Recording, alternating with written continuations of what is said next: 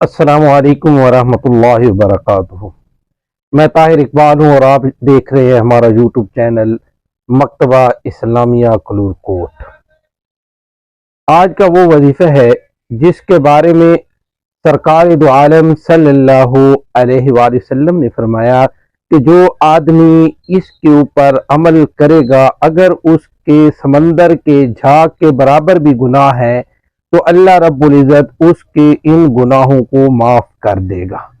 وہ کون سا وظیفہ ہے جس کے بارے میں سرکار دو عالم صلی اللہ علیہ وآلہ وسلم نے فرمایا؟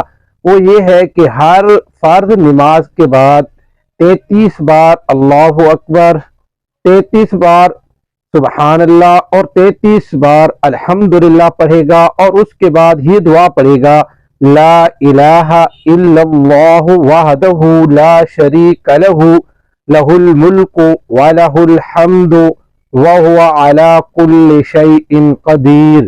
ہر فرض نماز کے بعد یہ پڑھے گا تو اللہ رب العزت اس کے سارے گناہ معاف کر دے گا۔